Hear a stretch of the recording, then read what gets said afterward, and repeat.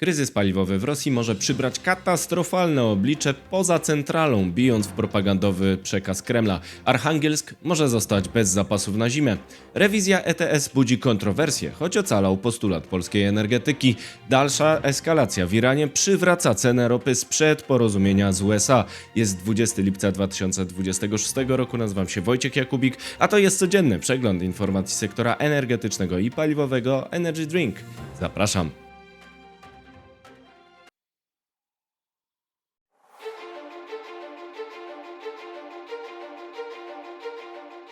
Partnerem kanału Energy Drink jest Orlen. Zaczynamy jak zawsze od informacji dnia. Katastrofa paliwowa w Rosji nieco dalej od centrali. Kryzys paliwowy w Rosji poza centralą w Moskwie może przybrać katastrofalne oblicze. Daleko na północy może dojść do blokady dostaw ropy i węgla tak, że północne miasto Archangelsk zostanie bez zapasów przed zimą. Według The Barents Observer 300-tysięczne miasto Archangelsk jest zagrożone zimą bez zapasów. Sezon zimowy trwa tam od listopada do marca, a śnieg zalega tam nawet przez ponad 150 dni. Barents Observer opisuje apel władz regionu archangelskiego do Moskwy o działanie w obliczu, cytuję, stanu nadzwyczajnego na skalę całego regionu. Budżet regionalny przekazał podmiotom samorządowym jedynie 5,63 miliarda rubli. To 1/3 potrzeb. Lwia część tych środków służy subsydiom do cen energii oraz ciepła w taryfach. Opóźnienia płatności utrudniają gromadzenie zapasów surowców do ogrzewania przed zimą.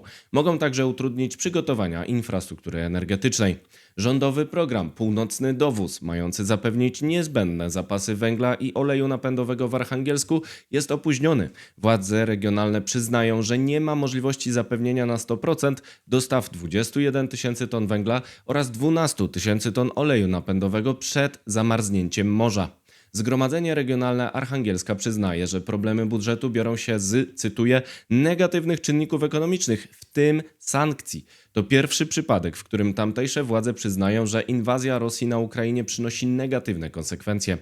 Wieści z Archangelska uderzają w oficjalną narrację Kremla o odporności Rosjan na sankcje Zachodu. Ta propaganda sukcesu przyczyniła się do problemu. Według The Barents Observer to przekonanie o braku problemów sprawiło, że budżet na 3 lata przyjęty w Archangelsku w 2024 roku nie uwzględnił możliwości wystąpienia tak dużego deficytu pomimo ostrzeżeń Izby Audytorów.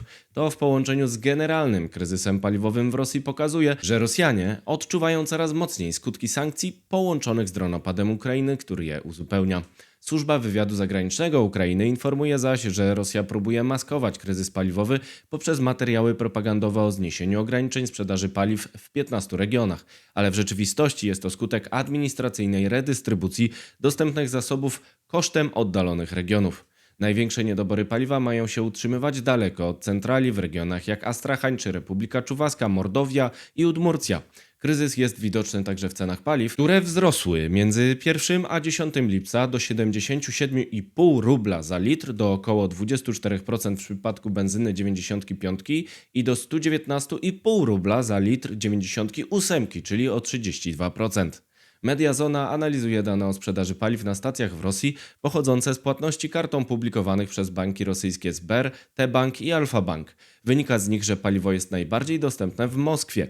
W dobie między 13 a 14 lipca paliwo było sprzedawane w 85% stacji paliw w Moskwie. Jednak w regionach jak Jakucja ten wskaźnik wynosi już 50%, a na okupowanym Krymie cały czas nie ma możliwości zakupu paliwa na rynku komercyjnym. Oznacza to, że Rosjanie są utrzymywani w przekonaniu o przejściowym charakterze problemów, a najlepsze zaopatrzenie obejmuje stolicę, istotną z przyczyn politycznych. Jednakże sytuacja w odległych miejscach jak Archangelsk pokazuje prawdziwe oblicze kryzysu paliwowego. Mimo to władze na Kremlu przekonują, że problemy z paliwem niebawem się skończą. Zamierzają także kontynuować inwazję na Ukrainie i rozważają pełną mobilizację, do czego przyczynkiem mogą być komentarze o tym, że trwa już nie specjalna operacja wojskowa, ale prawdziwa wojna. Ofiarami tego podejścia będą zwykli Rosjanie oraz mniejszości narodowe Federacji Rosyjskiej rozsiane w interiorze, daleko od lepiej zaopatrzonej centrali. Regiony jak Archangelsk ponoszą największe koszty inwazji. Czas na pozostałe materiały, przegląd informacji pod patronatem Ośrodka Bezpieczeństwa Energetycznego. Na początek wieści z Polski. Spór o ETS. Po raz pierwszy Komisja Europejska proponuje rozwiązania, które łagodzą, a nie zaostrzają wpływ systemu na gospodarkę i obywateli, komentuje minister klimatu propozycję rewizji ETS. Wynegocjowanie 280 milionów uprawnień do podziału na 12 krajów w sytuacji, gdy przedsiębiorstwa w Polsce zużywają 150 milionów rocznie, to rzeczywiście ogromny sukces, ironizuje doradczyni prezydenta Wanda Buk. Pomoc dla Niemiec. Dostaw ropy naftowej do rafinerii PCK w Szwed nie należy traktować jako tylko pomocy dla Niemiec. To element budowania bezpieczeństwa energetycznego Europy Środkowej, przekonuje Adam Sikorski, prezes Unimotu, który zaopatruje Szwed w ropę nierosyjską. Przypomina o dostawach paliw do Polski Zachodniej. W akcjonariacie są nadal Rosjanie, choć kontrola W akcjonariacie Szwed są nadal Rosjanie, choć kontrola należy do Berlina.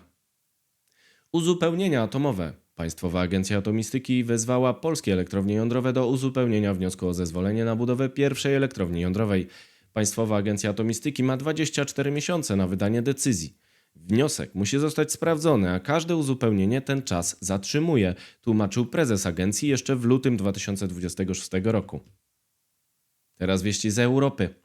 Rewizja ETS. Fundusz modernizacyjny, na którym zależało polskiej energetyce, ma obowiązywać po 2030 roku, ale presja na walkę z emisją CO2 zostanie utrzymana. Komisja będzie weryfikować postępy. Darmowe uprawnienia będą warunkowe i uzależnione od planów dekarbonizacji w firmach. Oto kluczowe założenia rewizji ETS, a więcej na stronie energydrink.today.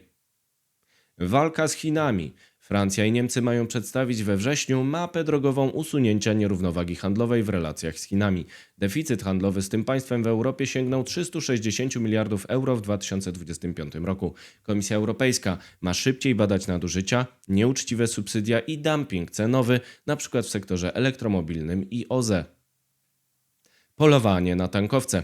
Ukraina zaatakowała już ponad 150 tankowców floty Widmorosji na Morzu Czarnym. 19 lipca doszło do ataku na 2 jednostki odbierające ropę w naftoporcie w Noworosyjsku.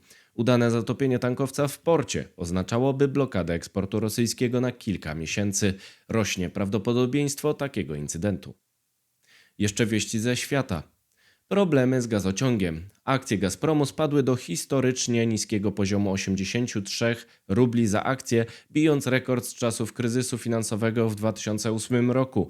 Gwałtowna wyprzedaż udziałów giganta pociągnęła za sobą rosyjski indeks giełdowy MOEX.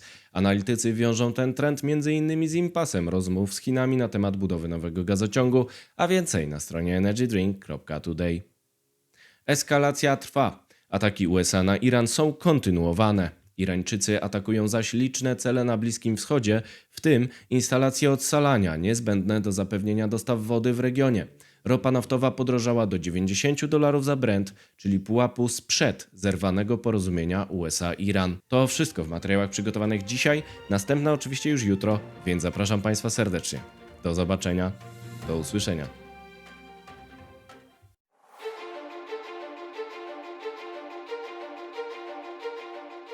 Partnerem kanału Energy Drink jest Orlen.